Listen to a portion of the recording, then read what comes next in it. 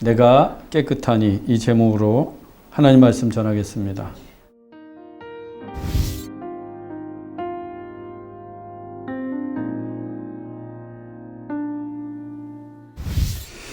일주일마다 돌아오는 매 주일은 우리에게 귀하고 감사한 날입니다. 하나님이 이 날을 거룩하게 하셨고 복되게 하셨고 주일 예배를 통해 우리의 영혼과 육신을 안식하게 하시는 날이기 때문입니다. 그리고 우리가 주일 예배를 드릴 때 하나님께서 우리를 만나주시고 우리를 회복하시고 우리를 새롭게 하십니다.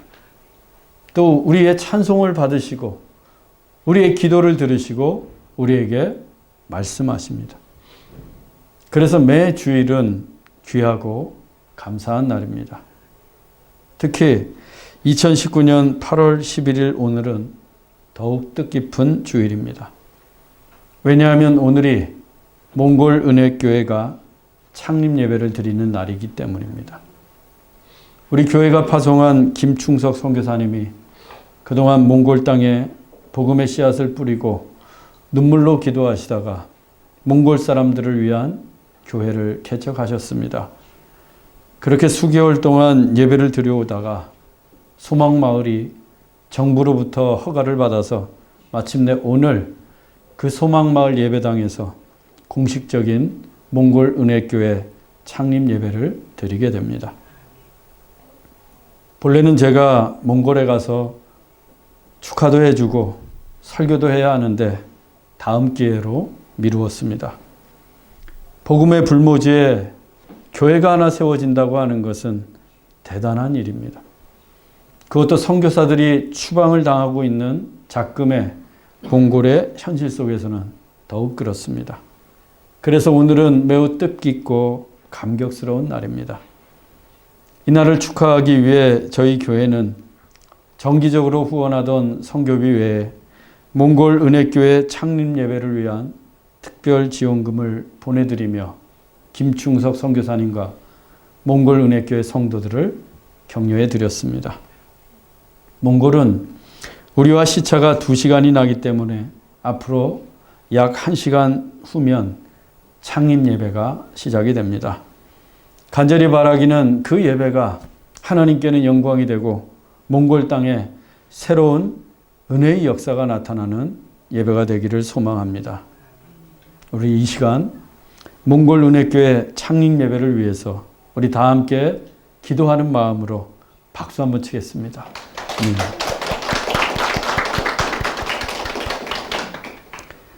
복음의 황무지에 예수 그리스도를 전하는 것은 매우 귀한 사역입니다. 죄와 사망으로부터 생명을 건지는 구원의 사역이기 때문입니다. 그런 면에서 몽골 은혜교회의 창립은 하나님께서 기뻐하시는 사역입니다. 여러분, 앞으로 우리 좋은 씨앗 교회를 위해 기도하실 때마다 태국의 베다니 교회와 이제는 몽골 은혜교회를 위해서도 함께 기도하십시오. 태국 베다니 교회와 몽골 은혜교회는 우리 좋은 씨앗 교회와 형제 교회가 되었습니다. 우리 교회를 사랑하듯 같은 마음으로 사랑하시고 기도하시기 바랍니다. 바울은 밀레도에서 만난 에베소 교회 장로들에게 자신의 예루살렘 행을 밝히며 고별 설교를 하고 있습니다. 바울은 그 만남이 그들과의 마지막 만남인 것을 직감하고 있었습니다. 왜냐하면 예루살렘에서 바울을 기다리고 있는 것이 결박과 환란이었기 때문입니다. 그렇지만 바울은 예루살렘 행을 피하지 않았습니다. 오히려 그는 담대하게 나의 달려갈 길을 달려가겠다고 했습니다. 그 길이 주 예수께 받은 사명, 곧 하나님의 은혜의 복음을 증언하는 길이었기 때문입니다.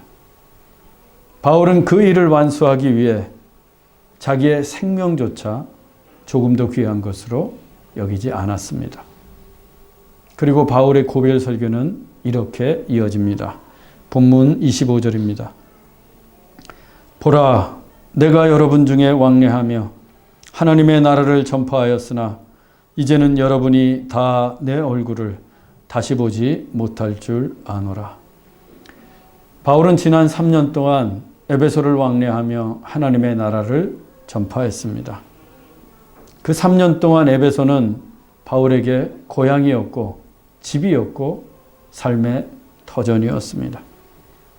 그리고 무엇보다 바울은 그 3년 동안 에베소 교회의 담임 목사로 살았습니다. 그는 에베소 교회를 개척한 담임 목사로서 모든 겸손으로 주를 섬겼고 눈물로 성도들을 훈계했습니다. 또 에베소 교회를 지키기 위해 유대인의 관계로 말미암아 당한 박해와 시험도 참아내었습니다. 그리고 바울은 아데미 여신을 숭배하고 마법사들이 판을 치는 도시 에베소를 새롭게 하기 위해서 회당과 두란노 소원 그리고 각 집을 두루 다니며 하나님의 나라를 전파했습니다. 그 결과 수많은 에베소 사람들이 자기들의 죄를 자복했고 마법의 책들을 불태웠으며 주의 말씀이 흥왕케 되는 등 놀라운 부흥이 일어났습니다.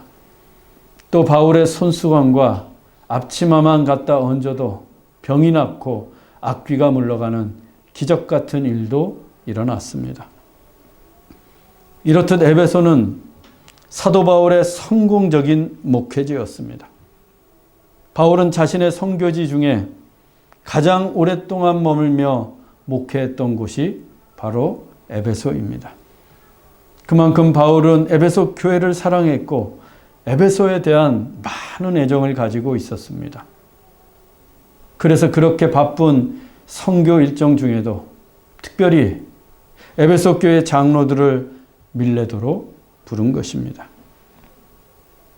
그런데 이 만남이 마지막 만남이었습니다. 이 설교가 에베소 교회를 향한 바울의 마지막 설교였습니다.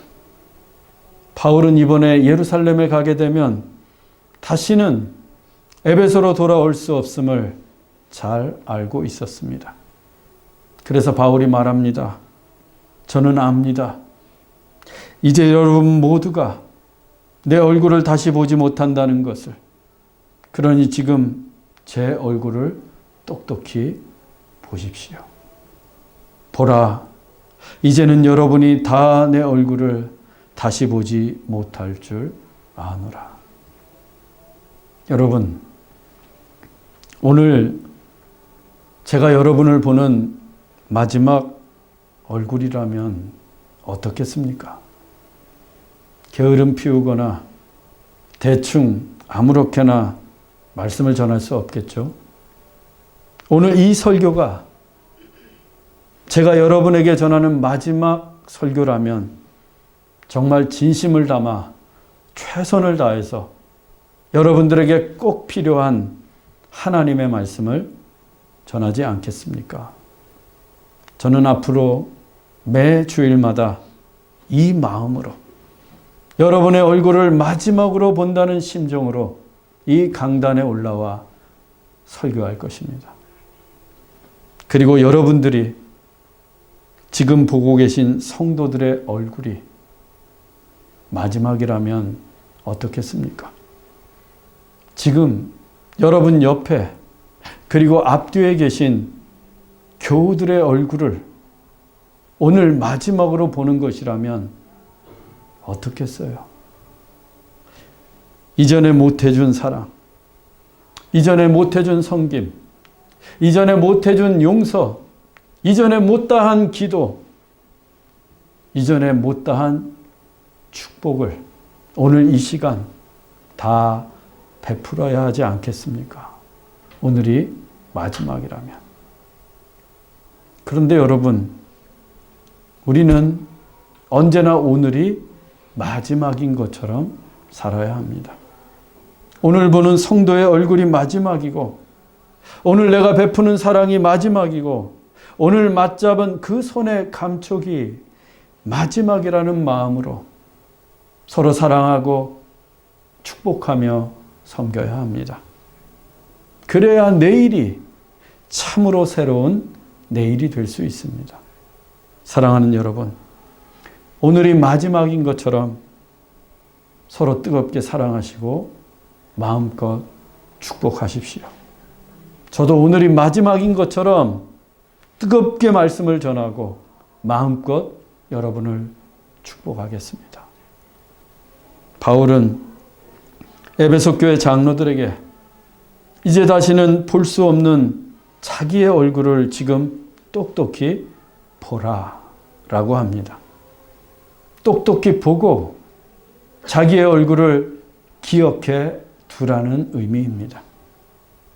그러면 바울이 그들에게 보여주고 또 기억되고 싶은 자기의 얼굴은 어떤 얼굴이었을까요? 본문 26절로 27절입니다. 그러므로 오늘 여러분에게 증언하거니와 모든 사람의 피에 대하여 내가 깨끗하니 이는 내가 꺼리지 않고 하나님의 뜻을 다 여러분에게 전하였음이라. 증언은 본래 법정에서 하는 말입니다. 법정에서 하는 증인의 증언은 법적인 효력이 있습니다. 그래서 피고의 유무죄를 가를 만큼 결정적인 것이 증언입니다. 바울은 지금 그 법정에 선 증인처럼 에베소의 장로들에게 증언하고 있습니다. 즉, 자기가 하는 말이 지극히 진실하다는 뜻입니다. 그 진실된 증언의 내용은 모든 사람의 피에 대하여 내가 깨끗하니. 바울은 모든 사람의 피에 대해서 자신이 깨끗하다고 말합니다. 즉 자신은 모든 사람들이 흘리는 피에 대하여 무죄하다는 것입니다. 왜냐하면 자신은 꺼리지 않고 하나님의 뜻을 다 전했기 때문이라는 거예요. 바울의 이 증언을 우리가 좀 더 쉽게 이해하기 위해서는 에스겔 말씀을 살펴보아야 합니다. 에스겔 3장 17절에서 19절입니다. 내가 너를 파수꾼으로 세웠으니 너는 내 입의 말을 듣고 그들을 깨우치라. 내가 깨우치지 아니하거나 말로 악인에게 일러서 악한 길을 떠나 생명을 구원하게 하지 아니하면 그 악인은 그의 죄악 중에서 죽으려니와 내가 그의 핏값을 내 손에서 찾을 것이고 내가 악인을 깨우치되 그가 악한 마음과 악한 행위에서 돌이키지 아니하면 그의 죄악 중에서 죽으려니와 너는 내 생명을 보존하리라. 파수꾼은 망대 위에 올라가 적의 동태를 살피는 경계병입니다. 그래서 적군이 쳐들어오게 되면 그 즉시 파수의 나팔을 불어 아군이 적을 물리칠 수 있도록 대비하거나 백성들이 대피할 수 있도록 미리 알려주는 임무가 파수꾼에게 있습니다. 만일 파수꾼이 나팔을 불었는데도 피하지 않거나 대비하지 않아서 적에게 공격을 받고 죽음을 당한다면 그 책임은 파수꾼에게 있지 않습니다. 파수꾼의 나팔 소리를 듣고도 아무런 방비를 하지 않은 그 사람들의 책임입니다. 하지만 반대로 적이 쳐들어오는 것을 알면서도 파수꾼이 나팔을 불지 않아서 백성들이 아무런 방비를 하지 못한 채 공격을 받고 죽음을 당한다면 그 책임은, 그 핏값은 전적으로 파수꾼에게 있습니다. 파수의 나팔을 불지 않았기 때문입니다. 하나님께서 선지자들을 하나님의 말씀의 파수꾼으로 세우셨습니다.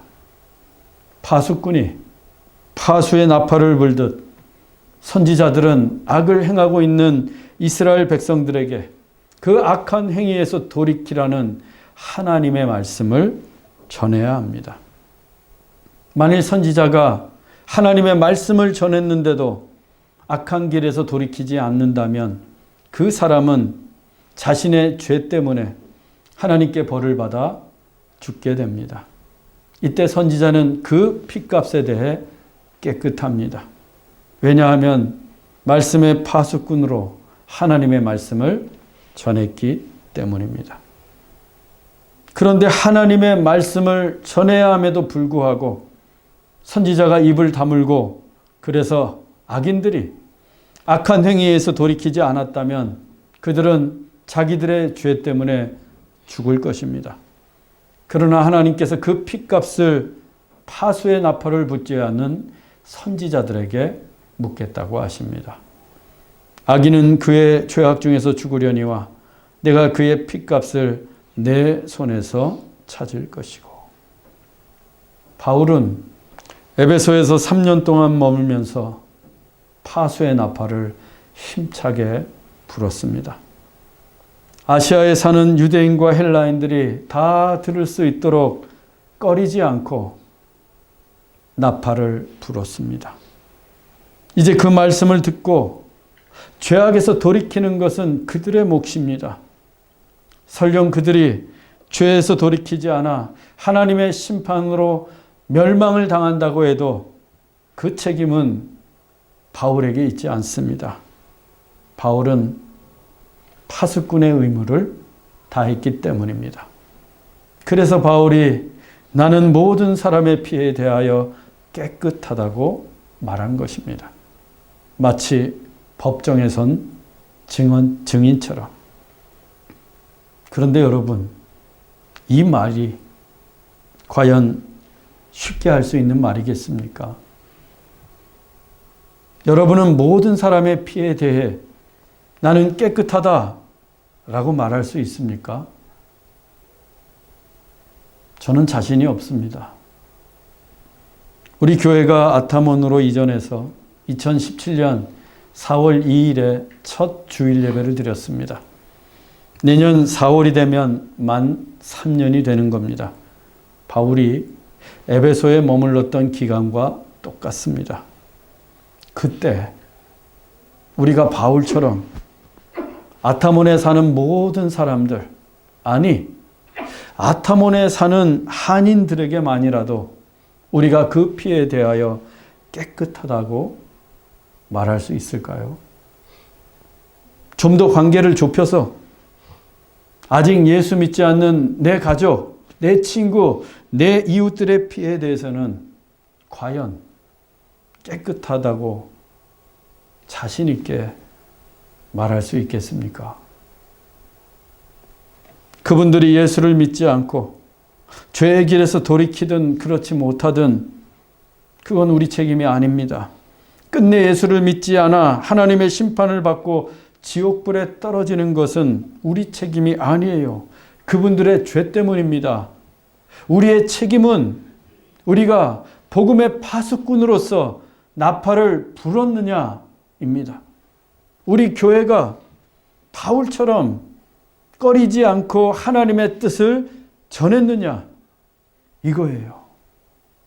전도의 삶을 살았느냐, 이 말씀입니다. 만일 우리가 전도하지 않아서 복음을 전하지 못해서 그분들이 심판을 받았다면 그분들의 죄 때문에 영원한 멸망을 당하게 되겠지만 하나님은 그분들의 핏값을 우리에게 물으실 것입니다. 얼마나 두려운 일입니까?